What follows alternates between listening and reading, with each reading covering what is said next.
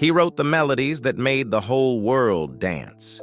Yet he lived like a man standing behind glass, quietly watching the happiness of his own life being drained away day by day. Benny Andersson was never the face on the poster, never someone who liked telling personal stories, and certainly not the kind of artist who craved noise. The only thing he ever truly said to the public was music. And perhaps that is exactly why people have loved ABBA for half a century and still never really understood him. Because beneath songs that seemed to glitter with disco lights, there was something painfully real in the shadows. Exhaustion, loneliness, relationships breaking apart right at the peak of fame, and a life spent constantly keeping time for others while forgetting how to hold on to himself. While the world called it cheerful pop, Benny was quietly planting into every chord a cold Nordic sorrow, the kind only those who truly listen can hear. What makes Benny's story frightening isn't scandal, it's silence. ABBA didn't end with an explosion. They disappeared as if they had never existed, leaving behind decades of speculation and millions of questions. And when Benny finally admitted the truth, it wasn't sensational in the tabloid sense. It hurt more than that. They stopped because they no longer had the strength to go on, because love wasn't enough to save four people from the exhaustion lodged deep in their own hearts. So what really happened behind that man sitting at the piano? And why did he reserve his most beautiful lyrics for songs, instead of for the person who needed to hear them most? Perhaps only now, when people replay ABBA's melodies and feel that strange mix of happy yet sad, do they begin to understand that Benny Andersson never wrote music to decorate fame. He wrote as a way to survive, and that didn't come out of nowhere. It began very early, long before Benny became the name behind hits that would go on to dominate the planet. Benny was born on December 16, 1946, in Vasastan, Stockholm, a place with no glamour, no blazing stage lights, only modest rooftops, and the steady rhythm of Sweden's working class in the post-war years. His father, Gösta Andersson, was a construction engineer. His mother was Lila. He also had a younger sister, Eva-Lena, born in 1948. If there was any destiny in this family, it wasn't fame. It was music as a way of life. Both his father and his grandfather played the accordion. Not like professional performers, but like Swedish men who brought music into the home the way they brought fire into winter. Quietly, necessarily, warmly. Benny was given his first accordion at the age of 6. It carried the scent of Swedish folk music, traditional melodies, and the Schlager style that was popular at the time. Even as a child, he was drawn to the architecture of sound, not because he wanted to be seen, but because he wanted to understand why a sequence of notes could change a human heart. That boy listened to music like someone decoding a secret. The first records Benny owned were by Caterina Valente and later Elvis Presley's Jailhouse Rock. What's striking is this. In the heat of rock and roll, he was pulled toward the piano on the B-side, Treat Me Nice. As if from the beginning, what would carry Benny the farthest was not the roar of the crowd, but the quiet moment when keys touched the heart. Around the age of 10, Benny had a piano and nearly taught himself by instinct. He didn't learn in the proper way. He learned by hearing something once, catching its spirit, then breaking it apart and reassembling it in his own language. School couldn't hold him for long. At 15, Benny dropped out, choosing youth clubs as the place to train his hands, his ears, and his feel for the stage. At that age, most people are still searching for who they are. But Benny was already living inside rhythm, as if his life only made sense on nights filled with music. In those very early years, Benny met his first love, Christina Gronvall. They had 2 children together. Peter, born in 1963, and Helen, born in 1965. This detail always feels slightly out of tempo when looking back at Benny's life. A boy who hadn't even fully lived through his own teenage years was already carrying the responsibilities of a grown man. And from that point on, music was no longer a hobby for Benny. It became a road he had no choice but to walk all the way to the end, because he wasn't writing only for himself anymore. He was carrying an entire life behind him. In early 1964, Benny and Christina joined a group with a joking, youthful name, Elverket Spelmanlag, the Electric Boards Folk Band. They played mostly instrumental tunes like Baby Elephant Walk, but for Benny, this was the first period when he tasted what it meant to control a piece of music from the inside, holding the tempo, building the foundation, shaping sound into something with form. And almost immediately, his life took a sharp turn. In October 1964, Benny joined Hepstars as their keyboardist. Only a few months later, in March 1965, the band broke through with the song Cadillac. Hepstars quickly became a major Swedish pop phenomenon in the 1960s, often called the Swedish Beatles. But Benny wasn't simply the man behind the keys. He became the band's musical engine, the one who defined its color, the one who helped international covers transform into something unmistakably their own. Songs like No Response, Sunny Girl, Wedding, Consolation, It's Nice to Be Back, She Will Love You, and others appeared one after another as proof that Benny wasn't the kind of musician who only played his assigned part. He could write melodies, and those melodies had the power to stay inside a listener's head. It was during the Hepstars years that Benny forged the most important weapon he would ever carry, a producer's mind. He learned how to arrange, how to layer sound, how a single chord could shift the emotional weather of an entire song. Benny didn't shine through showmanship, he shone through invisible control. And then a meeting that seemed almost accidental in June 1966 laid the first stone of the empire to come. Benny met Björn Ulvaeus.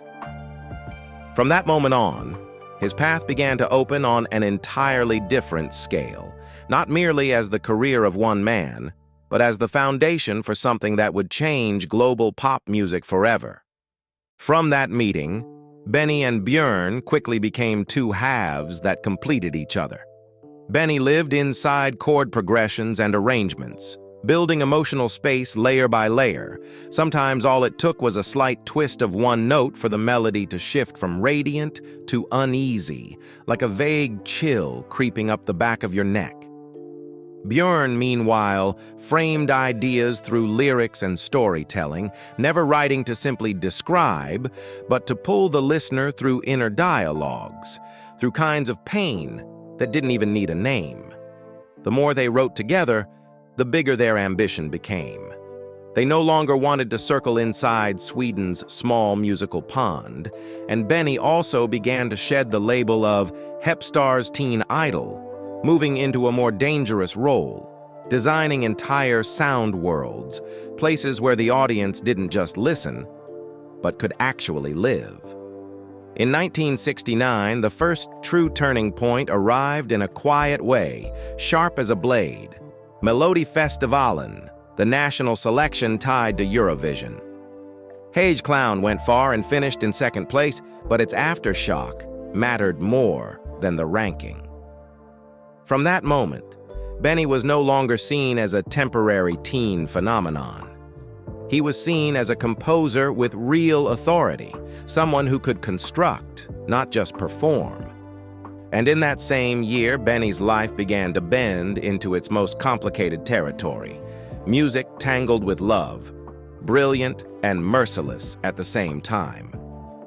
He met Annie Frid Lyngstad, Frida, not a perfect pop doll, but a woman with real force inside her, with an alto voice thick and dark like velvet, strong enough to pull Benny's melodies deeper into a place where happiness was no longer carefree and sadness didn't need melodrama.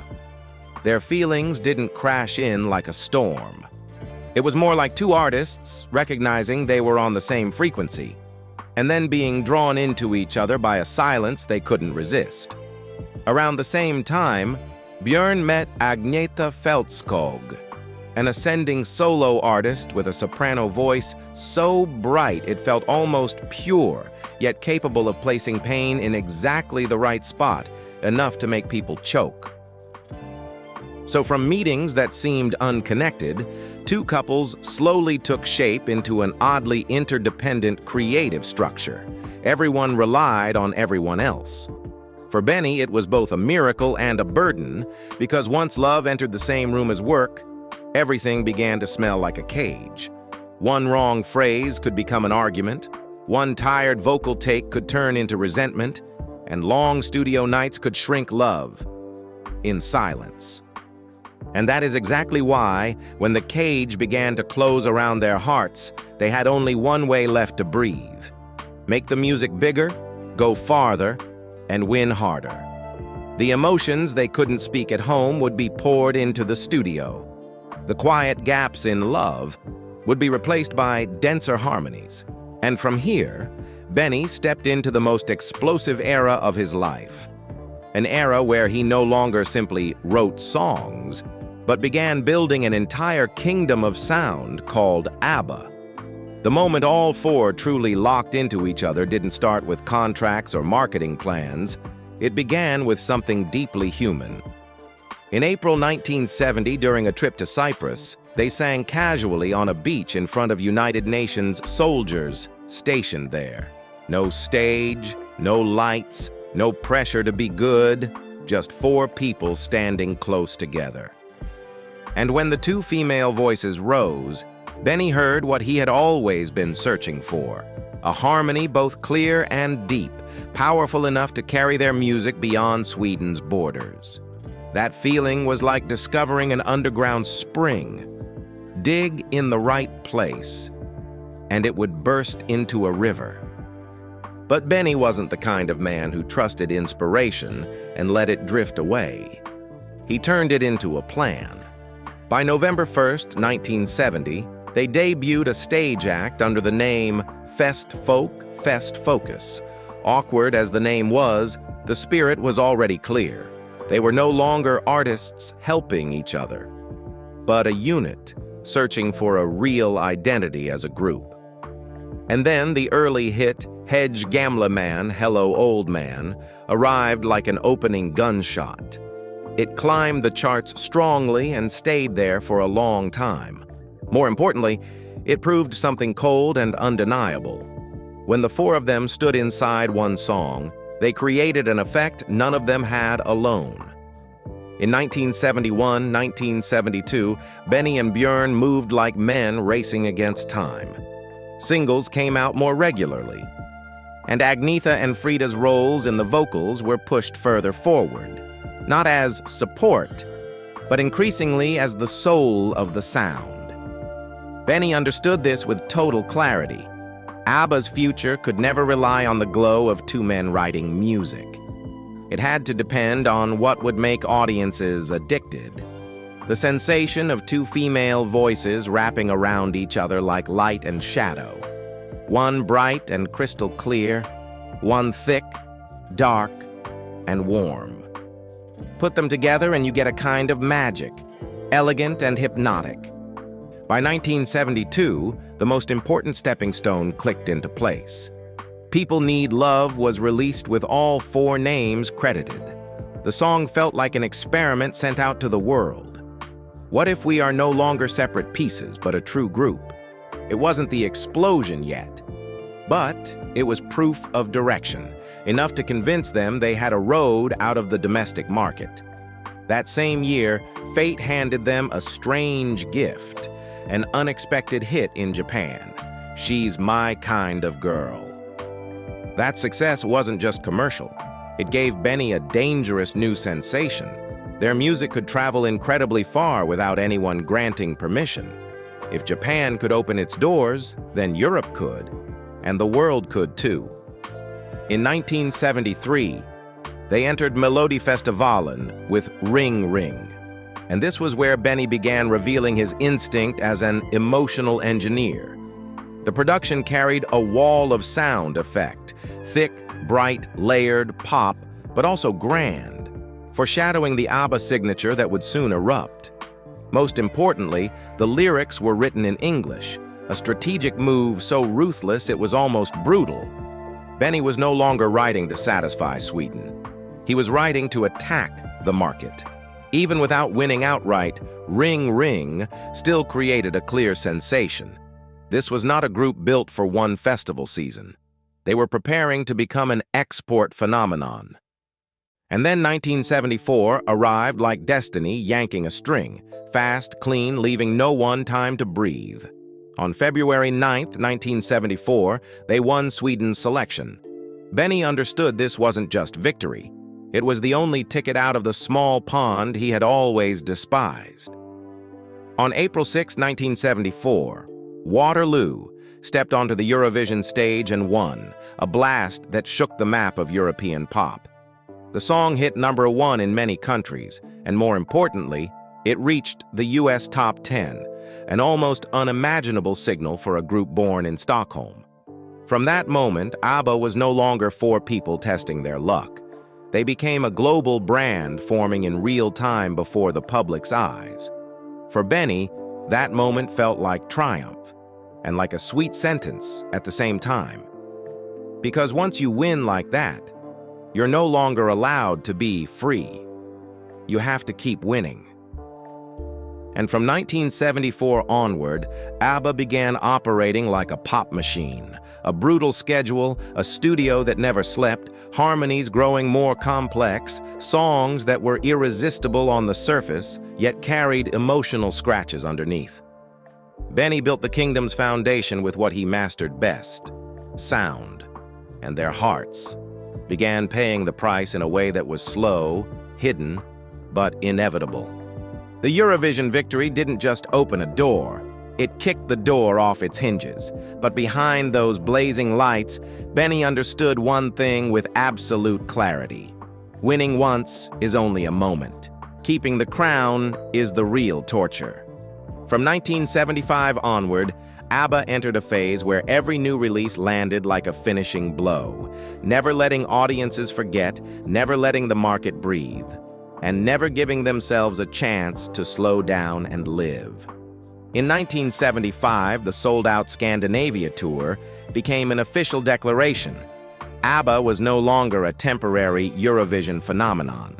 They had a real fan base now, the kind of fans who bought tickets like they were buying the right to belong to an era.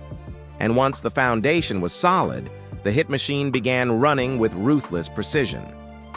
SOS arrived like a beautiful crack, bright on the surface, but carrying a small panic underneath, pure Benny, making people sing along first, only to realize later their heart was being gently squeezed.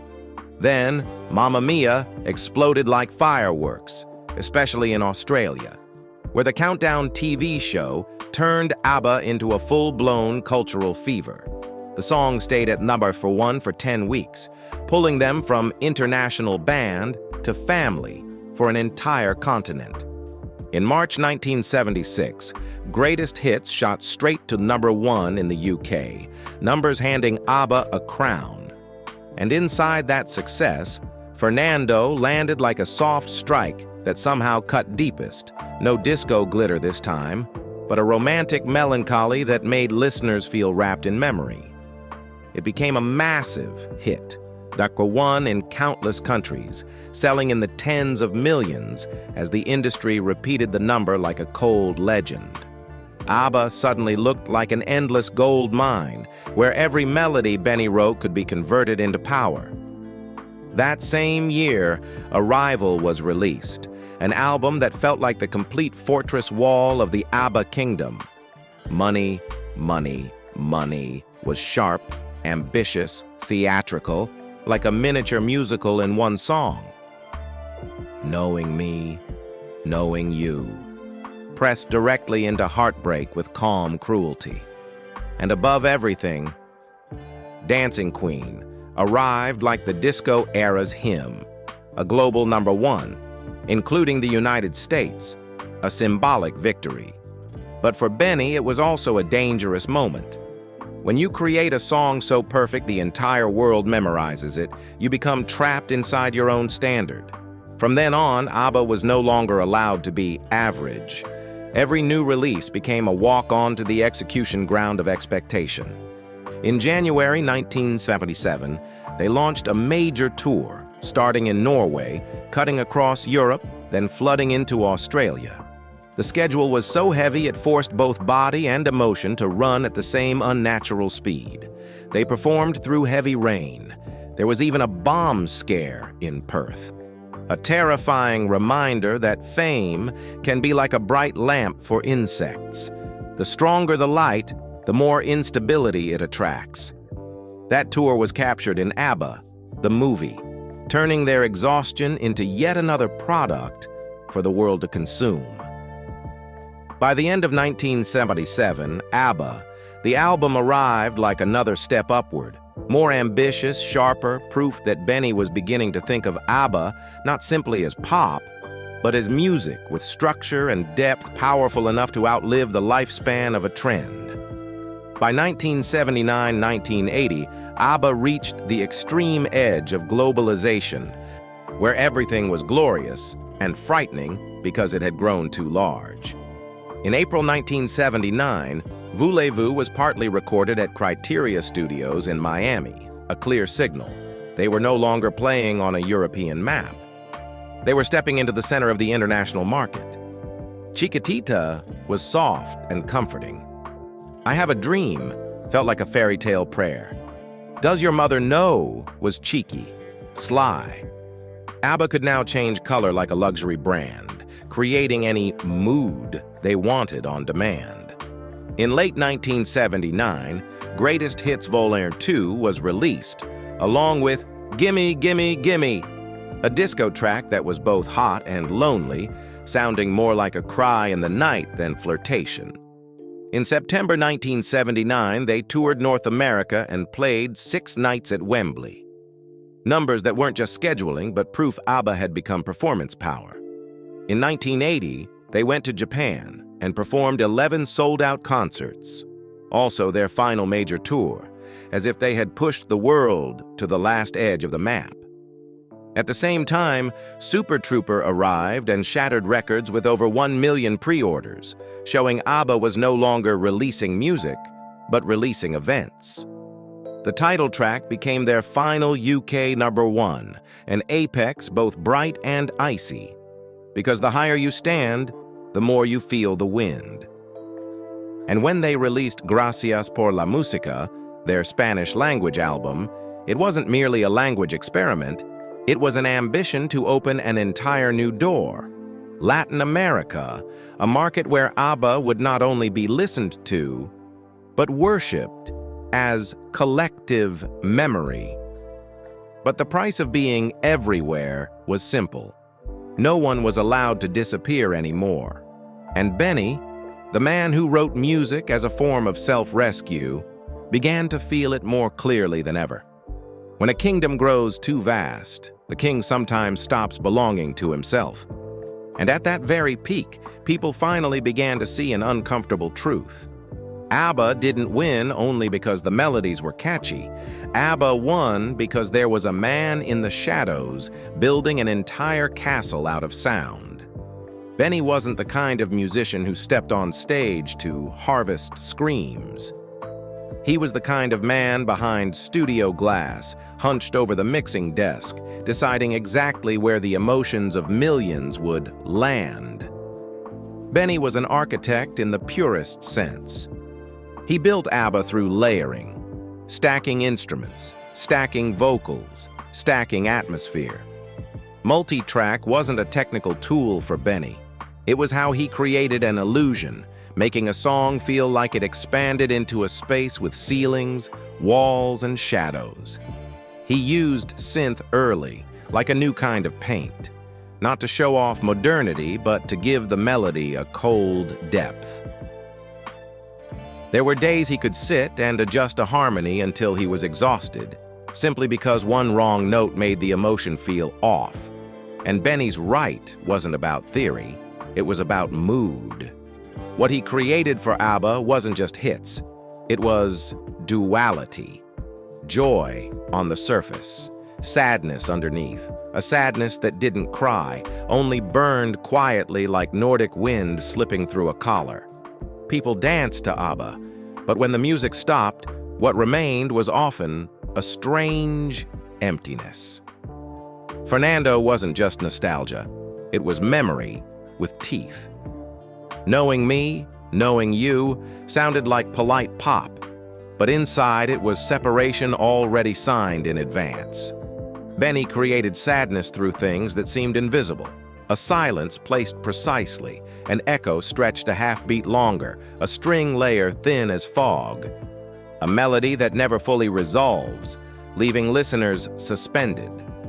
He never demanded attention, but ABBA without him would become bright pop and hollow.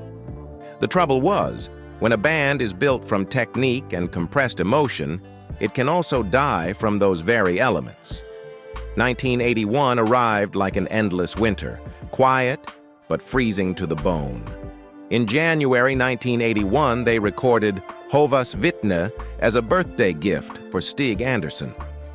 A recording so rare, it almost became legend, pressed only on a limited red vinyl for invited guests.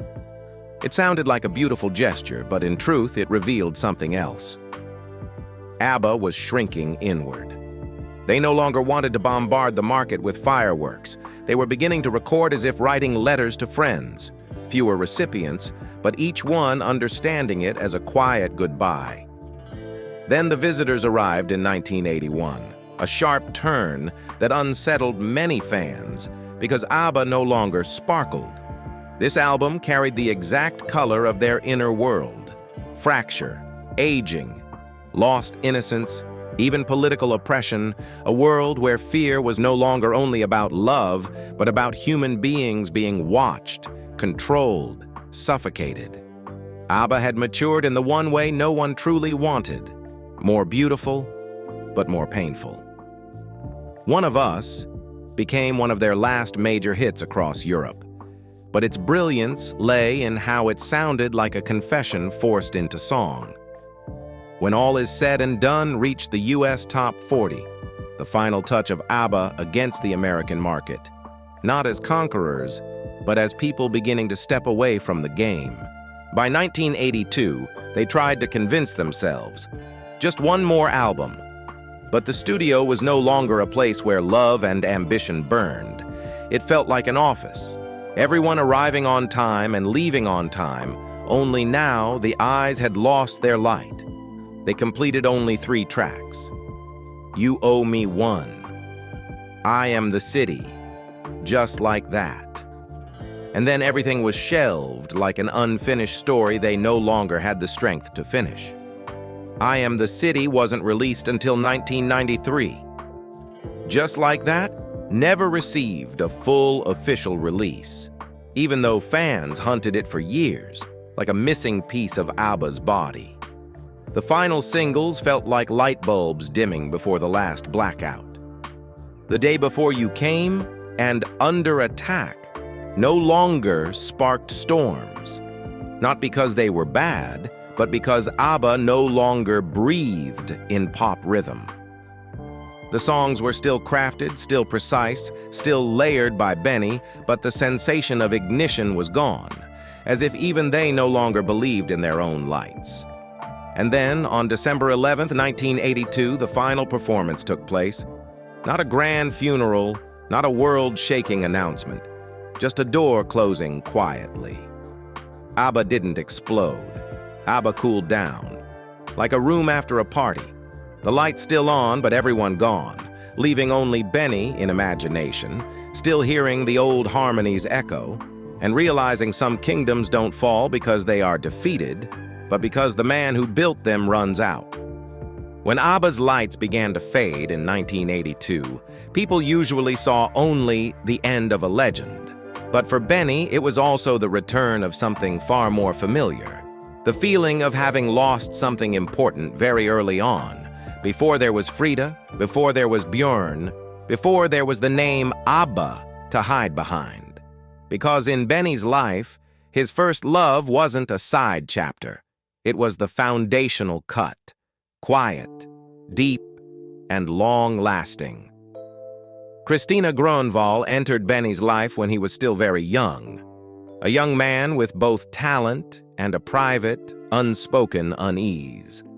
Music was opening a huge door, but no one could be sure where it would actually lead. Christina didn't arrive as a fan, and she certainly didn't come for the glow of fame. She met Benny in the years when he was still struggling to find his footing, when Hep stars had only just begun to draw attention. There was something in Christina that held him in place. Everyday closeness, the warmth of someone who could sit and listen to him talk about melodies for hours without getting tired. They loved each other in the rhythm of youth, full of hope, full of recklessness, full of things they believed they could always figure out later. Then life suddenly accelerated.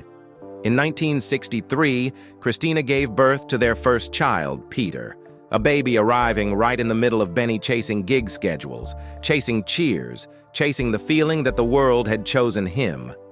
2 years later, in 1965, they had a daughter, Helene. To outsiders, it looked like a normal young family. To Benny, it was the first time he tasted the price of living two lives. By day, a rising musician.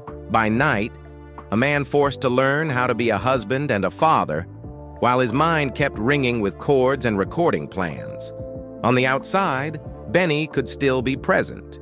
Inside, he began to be absent, not because he didn't love Christina, but because music in him ran like a machine that didn't know how to stop. Christina needed a man at home, needed shared weight, needed someone who could care about the small details that family life always demands.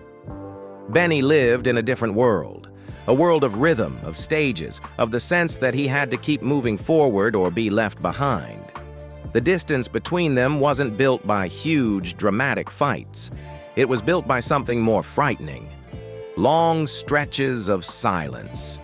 When Christina spoke, Benny didn't truly hear. When Benny came home, his mind was still trapped inside a song.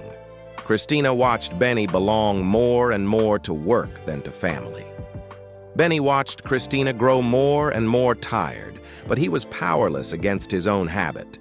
Whenever he didn't know what to say, he ran into music. In the end, the most painful part wasn't that this love ended.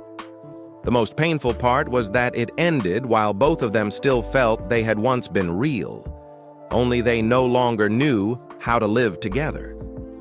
Christina looked at Benny like a man who always belonged to the future, never to the present. Benny looked at Christina as the woman who once gave him peace, but he wasn't peaceful enough to hold on to her. The distance between Benny and Christina didn't explode like a battlefield collapse. It quietly pulled the air out of the house in the most silent way. Each day, another rehearsal, another show date, another new idea that left Benny with less and less empty space to live like an ordinary husband.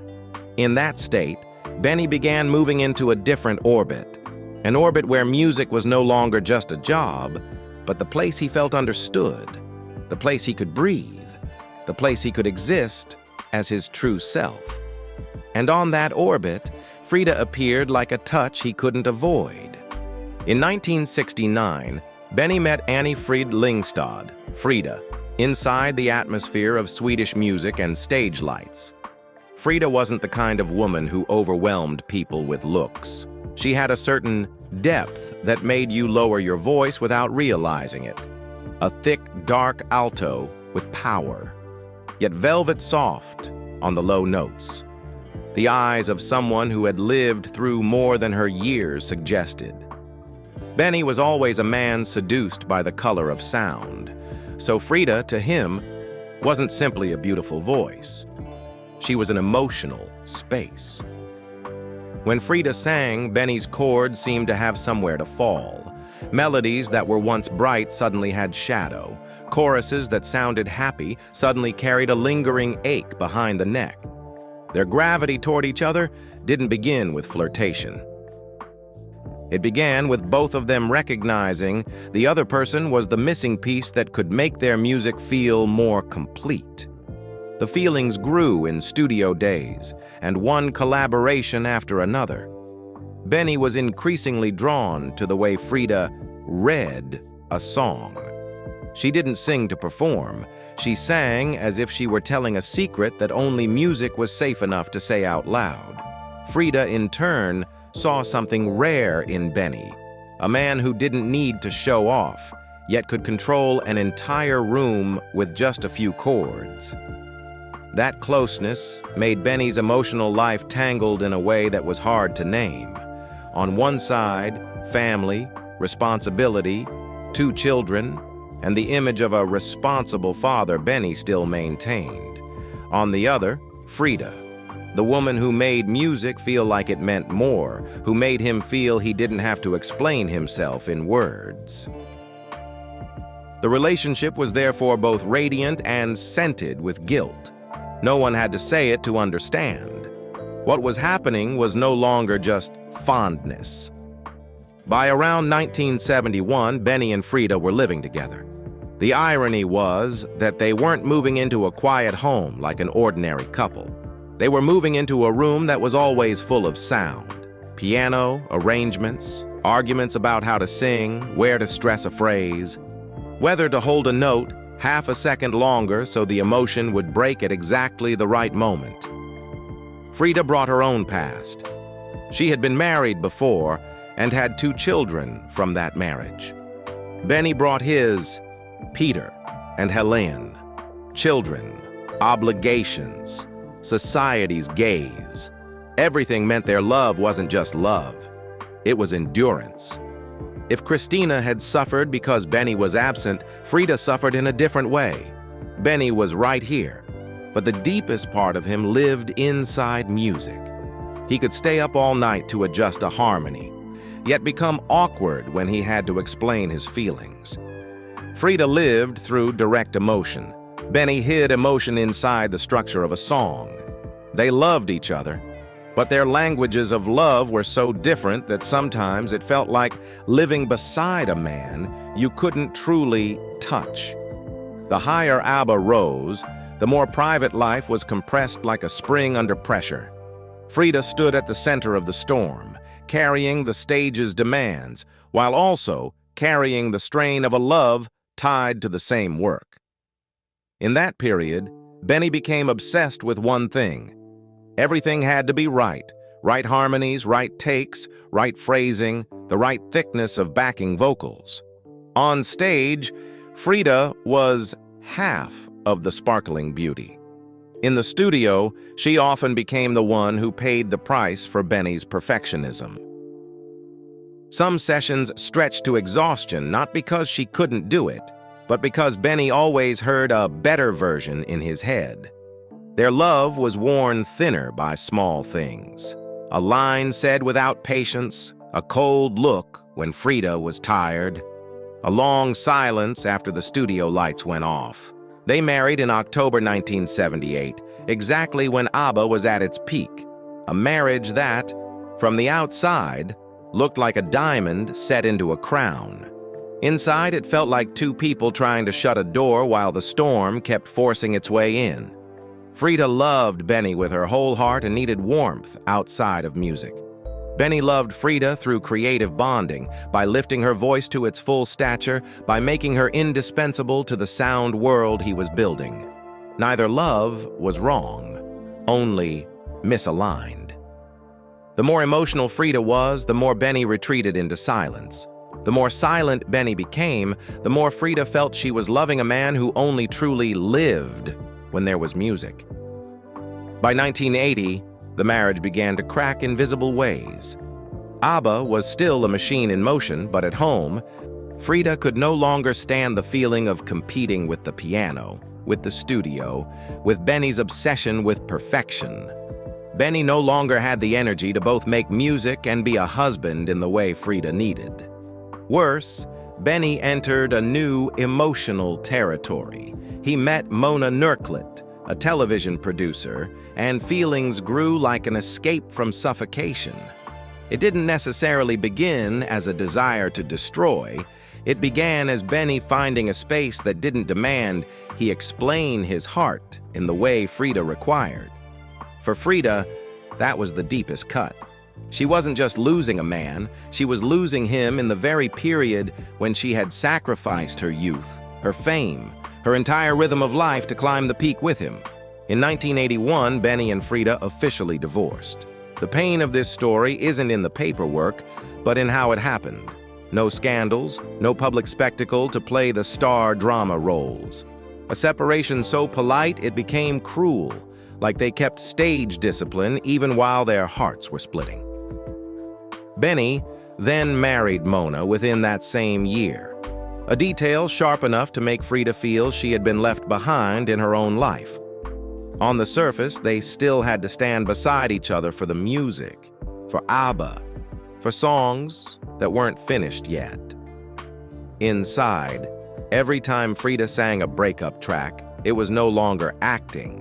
It was the way she dragged herself through pain in front of millions, while Benny stood behind the controls, doing what he did best, turning emotion into sound and refusing to look straight at it with words.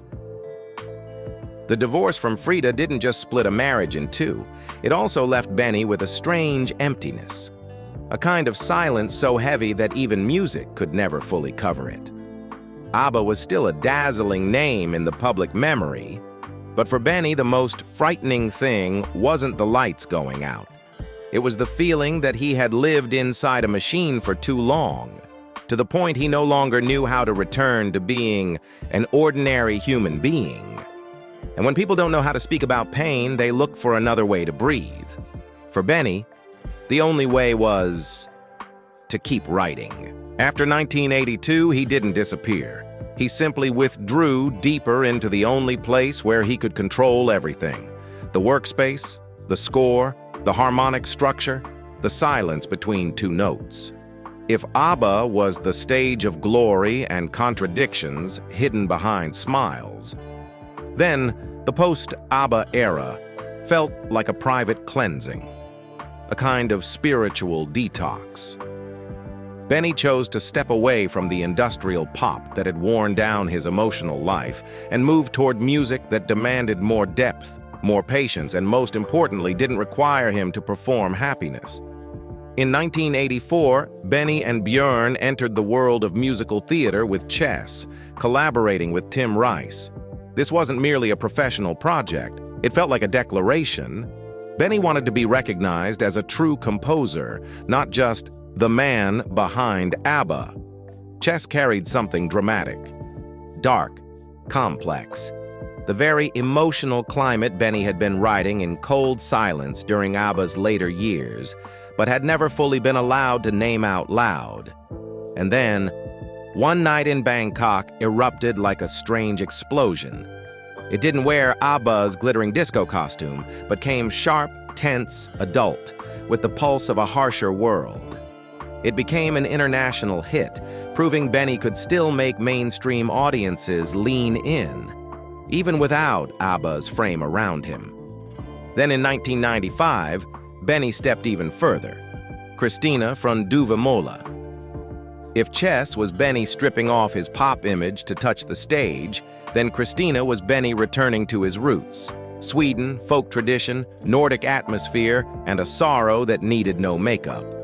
The work was praised not because it was loud or showy, but because it had soul, the kind of piece that makes people realize Benny always writes best when he isn't trying to please anyone. In Christina, you can hear maturity. You can hear a man who has walked through heartbreak and no longer needs to prove he is great. He only needs to be truthful. By 2001, Benny created yet another home for himself: Benny Andersson's Orchestra, BAO. It was a quiet but profound rebirth. He blended Swedish folk with pop and created music that felt both intimate and dignified. as if Benny didn't want to abandon the mainstream, but also refused to return to writing with the sole purpose of chasing spotlights. BAO revealed a different Benny, less obsessed with fame, less driven by machinery, and more centered on the simple joy of an artist who can finally make the sounds he truly loves, breathing with the rhythm of his homeland, living inside music without being trapped by it. And it was in this era that Benny's greatest paradox became visible. The more he stepped away from glamour, the more enduring he became. No giant stages, no sparkling images, yet he still existed, through the silent power of a man who could build entire worlds from a handful of chords. After 40 years, the strangest part wasn't whether ABBA would reunite. It was how they reunited in a way that felt both joyful and chilling. No triumphant roar, no vows, just a soft return, like someone stepping back into an old room to check whether their heart is still beating there. In 2018, the four people who had once stood under the same lights, once loved each other, once shattered, once stayed silent long enough for the world to assume they could never look at each other again, began to speak again. At first, it was so small it nearly didn't matter. They planned to record just 2 new songs, like a nod to memory. But Benny Andersson is not the kind of man who does anything halfway. The moment his hands touch the keys, everything becomes serious. Music pulled them deeper, pulled each person back into the place they once belonged, not out of ambition, but because some things can only be said through melody. And so, from just 2 songs, they went straight into something almost unimaginable. Voyage, 2021. Their first album in nearly 4 decades, like a late confession that some relationships never truly die. They only fall asleep because they hurt too much. But Benny didn't stop at an album. What truly stunned people was the way he chose to bring ABBA back to the stage. Not the usual, "We'll stand here and let you watch us grow old." Benny chose another route, ABBA Voyage, where they returned not with tired bodies, but with the youngest image of themselves, 1979-era avatars, motion capture, a 10-piece live band, a custom-built arena in London. It sounded like science fiction, but for Benny it was the only way to protect the most important thing, quality. He controlled every layer of sound, every echo, every silence, as if a single wrong detail could turn memory into something fake.